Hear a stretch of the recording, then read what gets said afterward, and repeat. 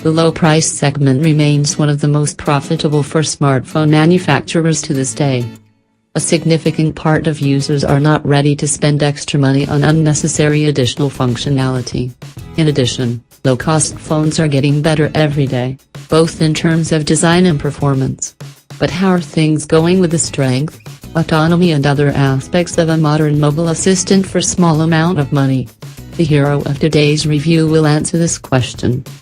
The bezel-less 5.5-inch screen with size ratio at 18:9, dual cameras, a fingerprint sensor, high-quality curved display glass aren't a full list of the advantages of the appearance of the device. It's hard not to be impressed by displayed by the IPS panel image, which will please with brightness and contrast. The resolution at 1280 by 640 pixels is the optimum in terms of detailization and power consumption. In addition, the HD screen also supports multi-touch for 5 touches.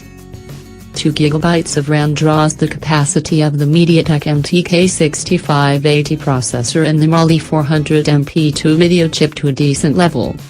Of course, the successful launch of demanding games with good graphics settings is not possible. However, the speed of the Android Nougat interface does not cause any complaints. 16 GB of ROM are supplemented with a slot for microSD cards, so that the device can store countless music, applications and photos.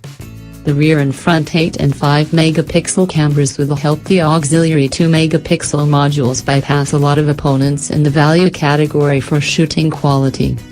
Do not frustrate the size of the active screen time, thanks to the battery at 2850 mAh reaching 7 hours. Supports for 3G and LED flash of the front photo module organically complements the above pluses of not ideal, but extremely cute and interesting in all parameters the device.